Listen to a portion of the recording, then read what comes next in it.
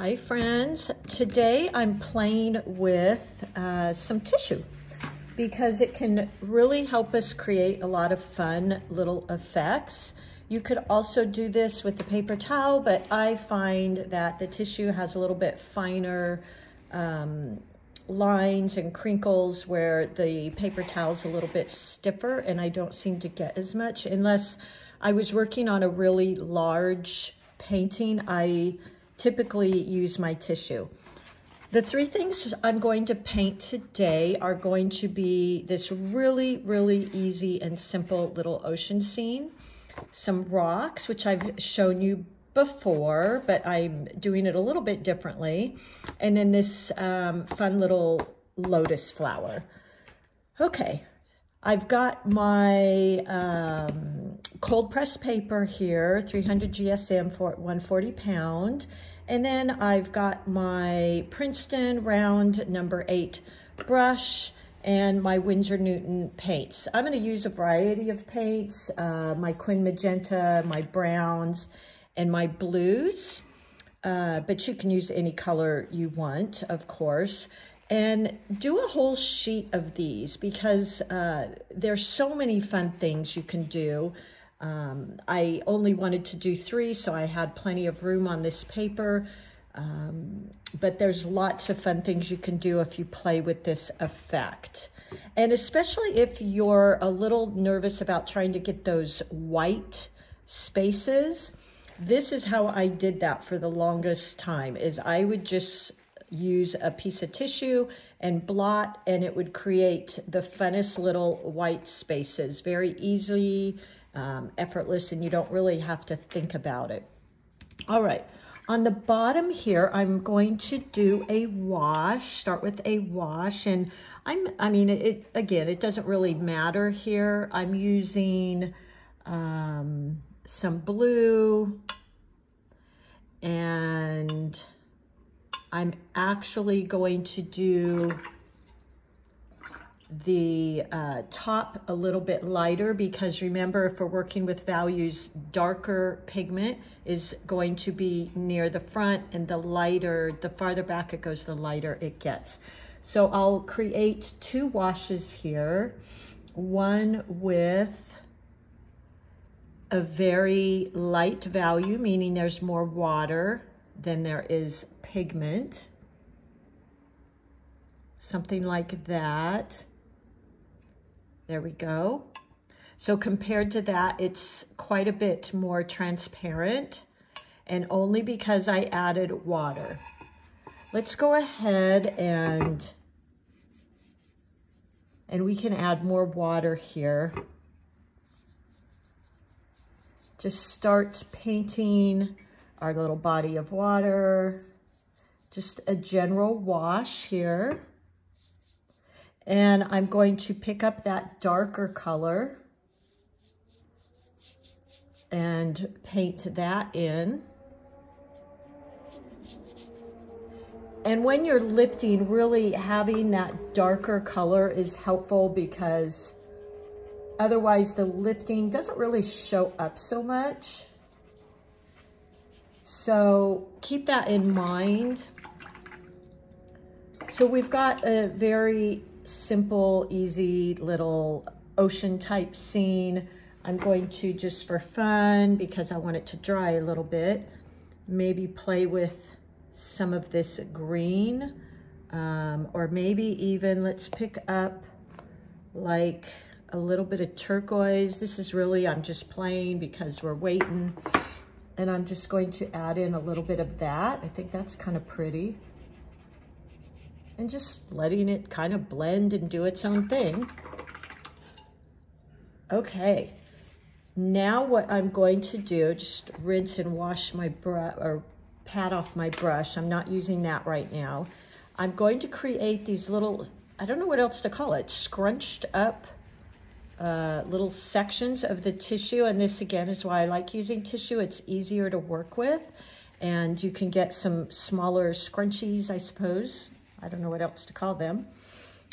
First, let's do this though. So I've washed and dried off my brush. Let's just lift a couple areas. And what that means is we're just picking up some of the paint with a dry brush, just like that. Maybe right here, maybe thin, thick, back to thin. Kind of looks like a wave. Let me move the camera a tiny bit for you. There we go. So to create kind of a wave-like look, I just thin, thick, thin, like that. And it automatically created a kind of a wave-like look. Thicker there, and then thinner. So we've already got some of these going on. Now let's take our tissue and just start creating maybe some of that splash that you see come up from the waves. Now I'm working with a rather small little area here, so when you do this on a bigger scale, it's going to make obviously a bigger impact, just like that. So I'm just patting in, and if you want to create, you know, like a line, you could, something like that. So look how easy that was for me. You could have a whole oceanscape just like that. Of course, you could go back in and add darks and lights, but look at how wonderful that is. Now, this isn't wet anymore, but you can also do clouds like this, and it makes beautiful clouds. So let's move on to our rocks, and I'm going to start with my burnt sienna, which I always like this color because it's kind of like an orange, has just a real warm color to it. It has a little bit of reddish in it. So let's lay down that wash. Just creating like as if this was a rocky little point coming out here. Something like that. And then I'm going to go in with, let's see, let's use raw umber. Burnt umber, I think, is even better because it's a little darker. And a little bit of my olive green. And let's see what kind of dark brown we get there. There we go, that's what I wanted. So I've got it a little bit darker value, but basically I'm going in and just tapping in. Now I'm using a kind of cheaper paper, so it's not staying wet as long as it might a lot of times.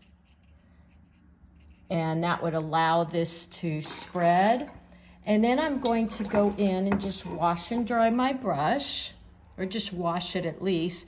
Pick up some of my Payne's Gray.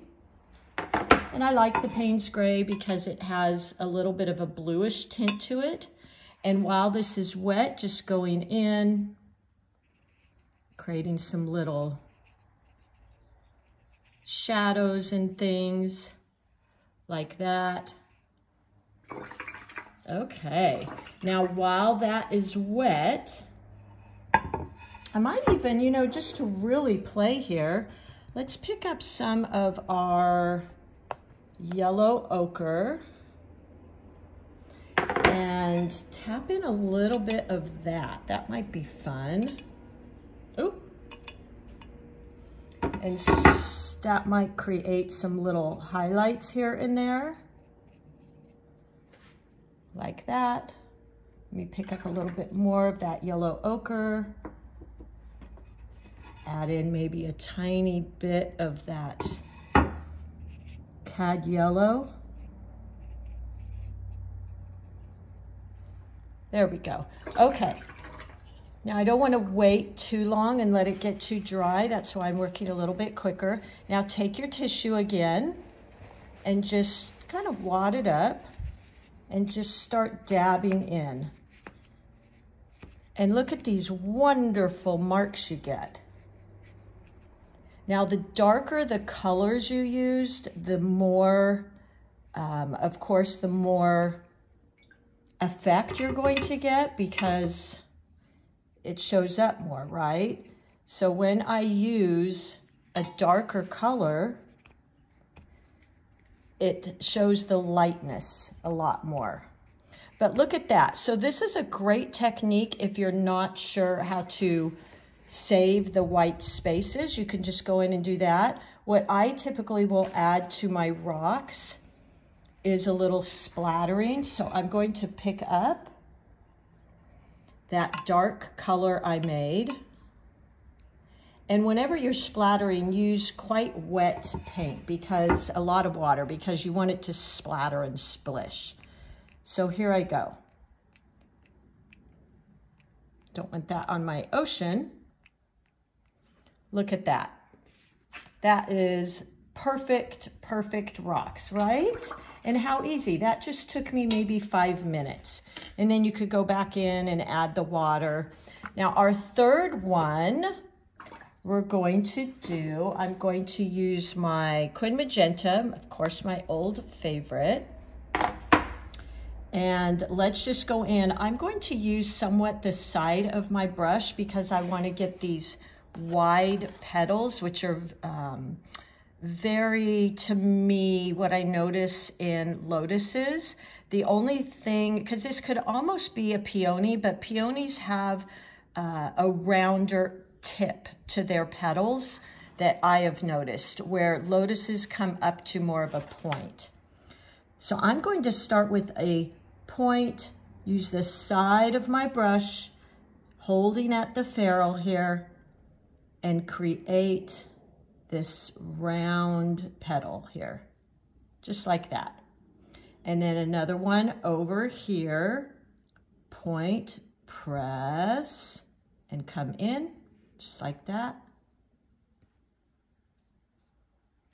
And we'll create another over here, point, press. There you go. Something like that. Kind of do these in the background here. Let's add in another. Point, press, bring it in, point. I want to get the side of my brush here, point, press. So I'm just pointing and then I'm turning my brush to lay it on its side, just like that, okay? Let's go in now with some green. I'll just use my olive. I always mix my olive and my sap green. I just like the green that that produces. And let's come out with some leaves. Point, press, like that. Something like that. I'm going to get a little bit darker here.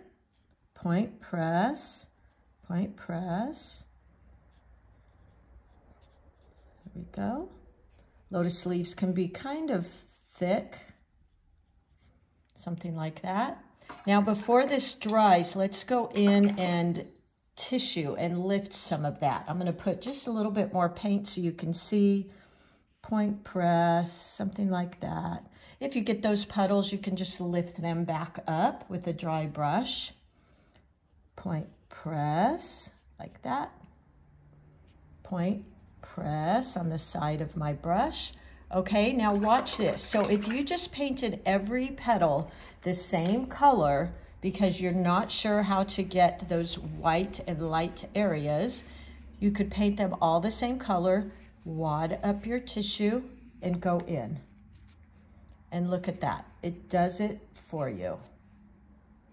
So now I've got all these light spots and white spots. Now I might just go in at the base of my flowers and maybe add in a tiny bit darker value of that Quin Magenta, something like that, and just let that come in. Now I'm going to lift a tiny bit right there. There we go. So it's giving you all these wonderful highlights. Let's do a little bit on the green leaves. I'm going to make those leaves a little bit darker. So what I'm going to do is when I'm making a darker color leaf for a flower, a lot of times I will mix in the color of the flower with the green so that it matches and looks like it goes with the flower. So let's darken this point, press, lift up, point, press, because actually lotus flowers or the leaves are quite wide. Okay. And let's go in and lift a little bit from those. So now we've got some of those highlights in there. And then I'm going to use a little bit of water and just a very light wash. So lighter value is more water, less paint. And let's just create a petal, a leaf here. So point, press, and look at how, because it's a lighter value, it immediately puts it into the background. So let's create another one right here. Let me mix up a little bit more of that. And just go in right here and create that leaf in the back. Now we could even do a little bud. So let's create that and then we'll do some lifting. So I'm taking more of my sap green and my olive green. And let's create a little bud here.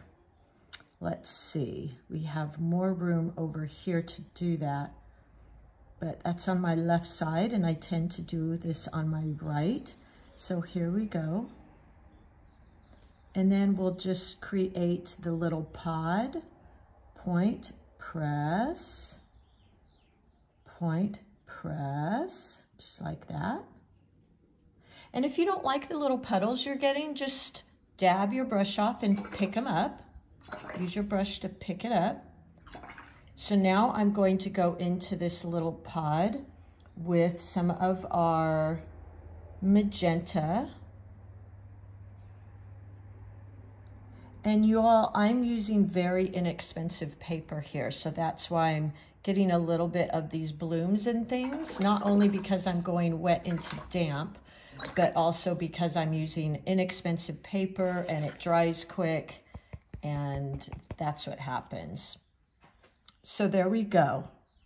I even just pull some of these out, something like that. There you go. Okay, I feel like this doesn't have anything to do with the tissue, but I feel like I want to make the little yellow stamens there in the middle. So let's do that real quick. Oop. I just grabbed some cad yellow. There we go. Yeah, I think that's really pretty. Okay, and this would be glazing, going over a dry color with another color of paint. There you go. So you can get all kinds of fun. Now, just on another note, when I have always painted water lilies or these lotuses, I always use a shade of blue-green for my leaves. So I could even do another coat here, another glaze, something like that. I think that's really pretty. Just be careful you're not overworking. And point, press. So I'm just glazing over what's there. And then I could actually even go in again and lift a little bit. So let's do that. Okay. Let's get a cleaner piece of our tissue here and go in and pick a little of that up. So look at that wonderful highlight I got. So this is such a great way to get those highlights if you're feeling a little bit uncomfortable with trying to leave white space on your paper, because that's really a learned, you know, it's a learned skill for sure. You have to get used to seeing things with the white space. I'm just going to go in and touch in a little bit there. Just create some darker spots. This, something like that. So there you go. I hope that was fun for you, and give the tissue a try. It can be really fun and create some really interesting effects for you. All right, everybody. I will talk to you soon, and thank you so much for being here. I hope you press the subscribe button and I get to see you again. And thanks, everyone. Happy painting.